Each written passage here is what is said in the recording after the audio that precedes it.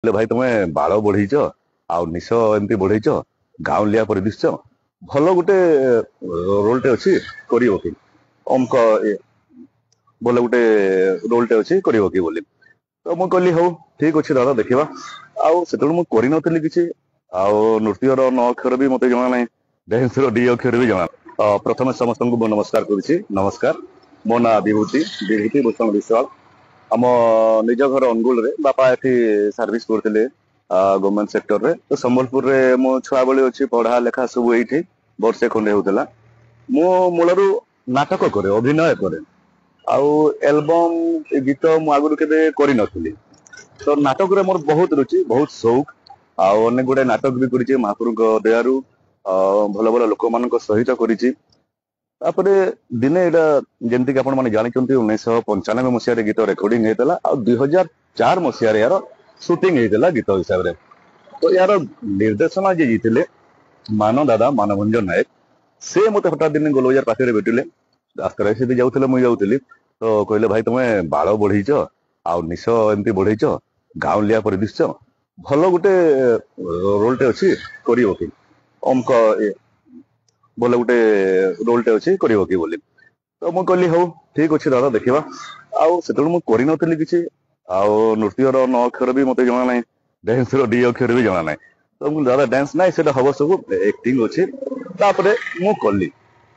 ଭଲ ଲାଗିଲା ଆଉ ବହୁତ ମେହନତରେ ବି ଆମେ କରିଥିଲୁ ଦାଦା ବି ବହୁତ ସୁନ୍ଦର କରିଥିଲେ କିନ୍ତୁ ସେତେବେଳେ ଲାଗୁନଥିଲା କି ଏମିତି ଗୋଟେ ହବ ବୋଲିକିରି କିଛି ଗୋଟେ ଆଉ ସେ ସମୟରେ ବି ଯୋଉ ଟିଭି ଚ୍ୟାନେଲ ଗୁଡାକ ଥିଲା ସେଥିରେ ବି ବହୁତ ପ୍ରସାରିତ ହେଇଥିଲା ଆମ ଘରେ ତ କେବୁଲ ନଥିଲା ମୁଁ ଦେଖେନି ତ ଲୋକମାନେ କହନ୍ତି ସେ ତୋର ଗୀତ ବାଜୁଥିଲା ଏମିତି ପୁଣି କେତେ ବର୍ଷ ପରେ ପୁଣି ବାଜୁଥିଲା ତ ବିଭିନ୍ନ ସମୟରେ ସେ ଟିଭିରେ ବାଜେ ବହୁତ ଲୋକ ଦେଖିଛନ୍ତି ବି ଆଉ ତାପରେ ଏବେ ହଠାତ୍ ଏଇ 20-21 ବର୍ଷ ପରେ ଆଉ କିପରି ଏଇଟା ଭାଇରାଲ ହେବାଟା ବୋଧେ କିଏ ଭାଇ ନା ଭଉଣୀ କ୍ଲିପଟେ ଛାଡି ଦେଇଛନ୍ତି ସେଥିରେ ଲୋକଙ୍କୁ ଭଲ ଲାଗିଛି ତ ଜିନିଷ କଣ ହଉଛି ଗୀତରେ ଆଜ୍ଞା ମୋ ହିସାବରେ ଲେଖା ବି ଭଲ ଅଛି ଗୀତ ଗାଇଛନ୍ତି ବି ଭଲ ତାପରେ ଯୋଉ ଫୋକ୍ ଆମର ମ୍ୟୁଜିକ ଇନଷ୍ଟ୍ରୁମେଣ୍ଟ ଗୁଡାକ ଅଛି ସେଟା ତ ଯୋଉଠି ହେଲେ ବି ଆପଣଙ୍କୁ ଭଲ ଲାଗିବ ଆପଣଙ୍କର ପାଦ ହଲିବ ହିଁ ହଜିବ ତ ସେଇଥିପାଇଁ ଲୋକଙ୍କୁ ଭଲ ଲାଗୁଛି ଲିରିକ୍ସ ଭଲ ଅଛି ଲିରିକ୍ସ ବୁଝି ହଉଛି ଯେମିତିକି ଆଜିକାଲି ଗୀତ ମାନେ ହୁଏ ମୁଁ ତ ବହୁତ ଜାଗାରେ ଲିରିକ୍ସ କଣ ଗାଉଛି ସିଙ୍ଗର ମୁଁ ବୁଝି ପାରେନି ସେଇଟା ସେତେବେଳେ ଗାଇବି କଣ ଖାଲି ଏଇ ଗୀତ ବି ନୁହେଁ ଆଗରୁ ବି ଆପଣ ଦେଖିଥିବେ ପୁରୁଣା ଗୀତ ଗୁଡାକ ଯାହାର ଷ୍ଟୋରିକୁ ଲିଙ୍କ କରିକିରି ଗୀତ ଗୁଡାକ ଥିବ ଆଉ ତାର ଲିରିକ୍ସ ଥିବ ସହିତ ଗୀତ ନାଚ କରିଥିଲେ ତାର ଟିକେ ଏକ୍ସପିରିଏନ୍ସ ସେୟାର କରନ୍ତୁ ହିରୋଇନଙ୍କ ସହିତ ମାନେ ତାଙ୍କୁ ତ ସେ ଭଉଣୀଙ୍କୁ ତାଙ୍କର ମୁଁ ଭେଟି ନଥିଲି ସେ 2 ଦିନ ଯାହା ହେଲା କଥା ହେଇଥିଲି ଆଉ ତାପରେ ତ ମତେ ବି ସେମିତି ସ୍କ୍ରିନରେ ଗୋଟେ କଲାକୁ ଅଡୁଆ ଲାଗୁଥିଲା କିନ୍ତୁ ହେଲେ ବି ଯେତେବେଳେ ଆମେ ଅଭିନୟ ଆରମ୍ଭ କରୁ ସେତେବେଳେ କିଛି ନଥାଏ ସେତେବେଳେ କିଛି ଜଣା ପଡେନି ସେମିତି ଆଉ ସେ ବି ବହୁତ ସୁନ୍ଦର ଅଭିନୟ କରୁଥିଲେ ମତେ ଲାଗୁଥିଲା କି ମୁଁ ଏତେ ବର୍ଷ ନାଟକ କରୁଛି ଆଉ ଏମାନେ ତ ଝିଅମାନେ ମୋଠୁ ବହୁତ ବଢିଆ ଅଭିନୟ କରୁଛନ୍ତି ମତେ ଗୋଟେ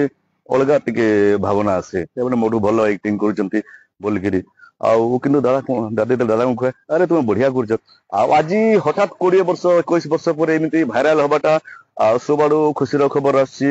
ସମସ୍ତଙ୍କ ମୁହଁରେ ଗୀତଟା ଅଛି ନିଶ୍ଚୟ ବହୁତ ଖୁସି ଲାଗୁଛି ଆଉ ଖୁସି ଅପେକ୍ଷା ବେଶୀ ମତେ ଦୁଃଖ ଲାଗୁଛି ଯେ ତାମାନେ ଯଦି ସେ ସମୟରେ ହେଇଥାନ୍ତା 20-25 ବର୍ଷ ପରେ ତାହେଲେ ହୁଏ ଗୋଟେ ଅନ୍ୟ ଜୀବନ ଥାନ୍ତା ଗୋଟେ ଅଲଗା ଜିନିଷ ଥାନ୍ତା ମୁଁ ବି ଏଇ ଲାଇନରେ ଥାନ୍ତି ଆଉ ତାମାନେ ପେଟ ପୋଷିବା ପାଇଁ ବିଭିନ୍ନ ପ୍ରକାରର ଯୋଉ ଆମେ କାମ ଗୁଡାକ କରୁଛୁ ଆଉ ଅର୍ଥ ଉପାର୍ଜନ ପାଇଁ ସେଟା ନ କରିକିରି ଏଇ ତାମାନେ ଲାଇନରେ ଏଇଥିରେ ଯଦି ହେଇପାରିଥାନ୍ତା ମହାପ୍ରଭୁଙ୍କ ଦୟାରୁ ନିଶାଟା ଯଦି ପେଶା ହେଇପାରିଥାନ୍ତା ତାହେଲେ ଭଲ ହେଇପାରିଥାନ୍ତା। ନମସ୍କାର।